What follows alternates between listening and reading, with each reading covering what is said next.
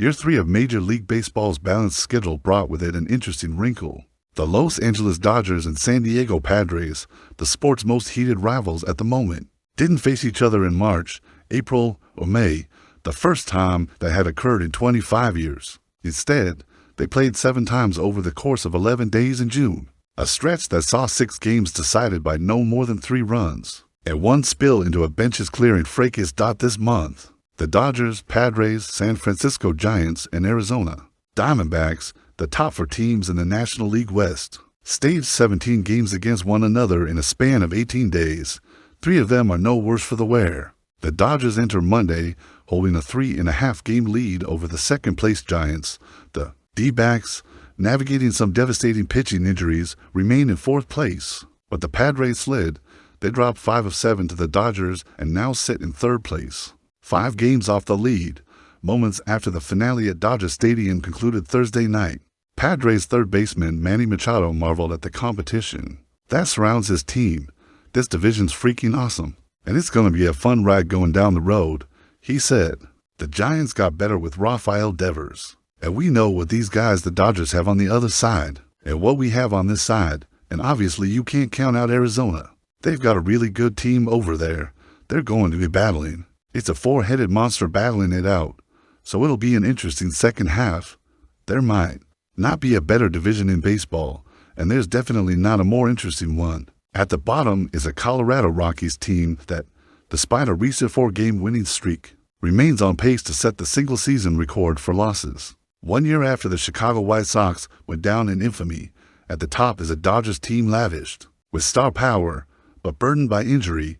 In between are 3 fascinating clubs in their own right. Here are the 5 biggest takeaways from the wild NL West race at the moment, and what each could mean moving forward.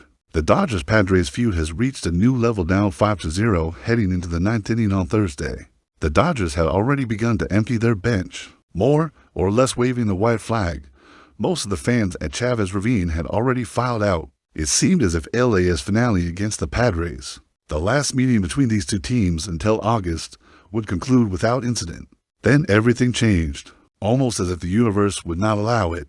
Astros Fernando Tatis Jr. took a fastball to his right hand in the top half of the inning, marking the 3rd time the Dodgers had hit him in a span of 10 days. Padres manager Mike Shildt screamed toward the opposing dugout as he came out to check on his star right fielder. Dodgers manager Dave Roberts sprinted onto the field and shoved Shildt in response. Both benches and bullpens emptied in the bottom of the inning.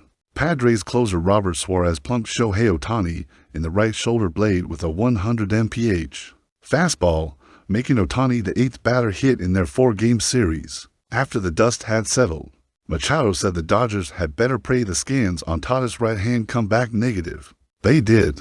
The Padres have publicly tried to downplay their matchups against the Dodgers in recent years, only to consistently approach them with a clearly heightened intensity. The Dodgers have tried to act as if they're above it, only to get caught in the emotions, too.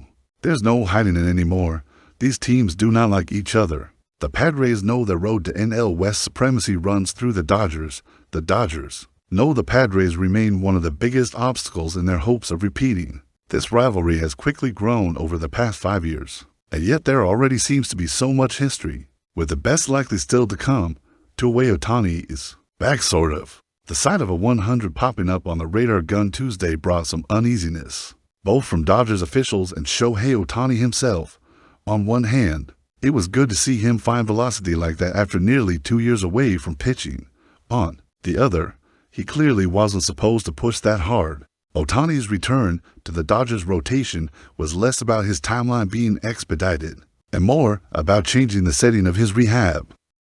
Throwing simulated games before serving as the designated hitter later that night was more taxing on Ohtani's body than pitching and hitting simultaneously, prompting him to push to pitch in games that count instead.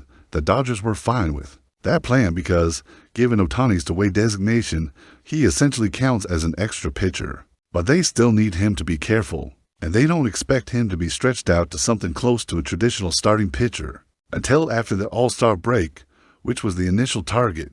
Case in point, Ohtani was once again limited to 1 inning in his second start on Sunday, even though he threw just 18 pitches. "We're always going to be cautious," Roberts said. I don't know what that even looks like to be fully built up. I don't think anyone knows what that even looks like. Because he's not a normal starting pitcher, the Dodgers have had a really difficult time navigating through pitching injuries once again this year. But they have finally received some better news on that front. Emmett Sheehan made his return from Tommy John surgery earlier this week. Tyler Glasnow and Blake Snell have each been throwing off a mound and making progress.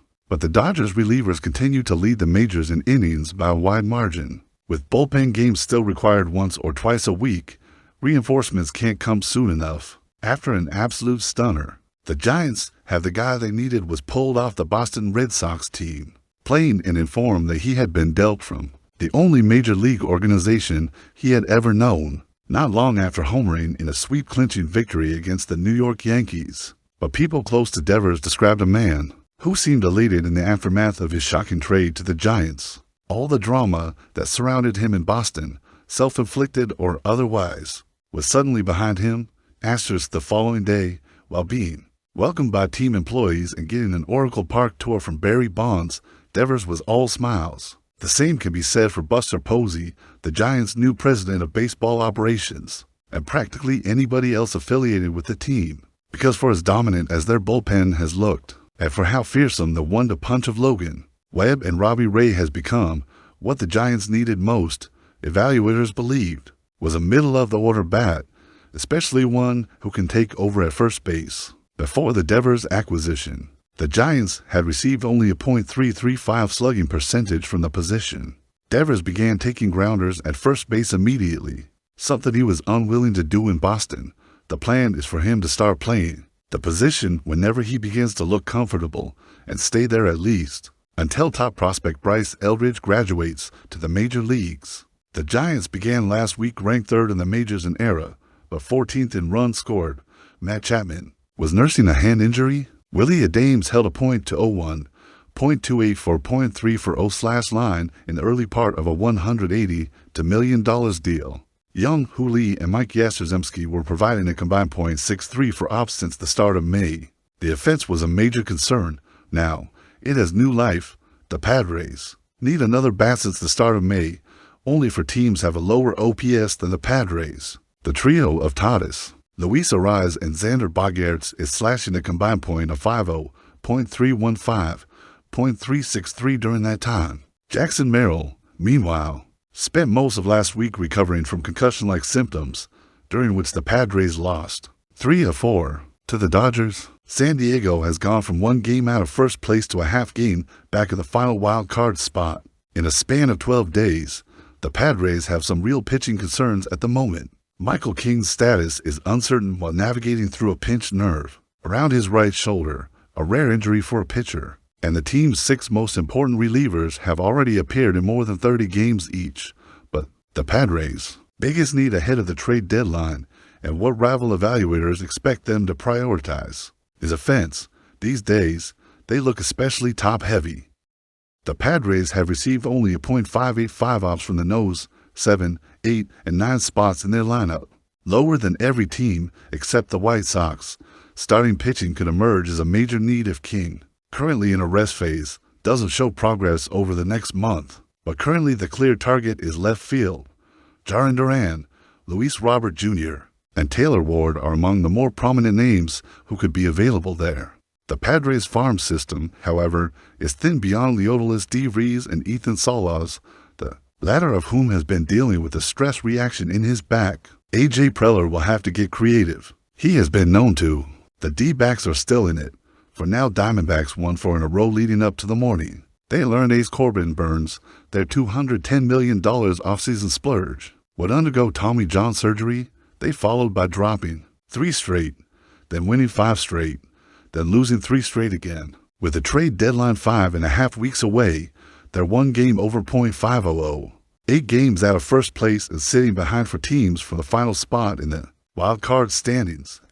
D-backs general manager Mike Hazen is fielding a lot of calls from rival executives interested in his team's pending free agents, but at this point, they've been told to wait. If the D-backs do decide to unload, they can drastically change the dynamic of the trade deadline. Want a starting pitcher? They have Zach Gallen and Merrill Kelly. Need offense? Eugenio Suarez and Josh Naylor fit any team seeking power at the corner infield spots. Bullpen need upgrading.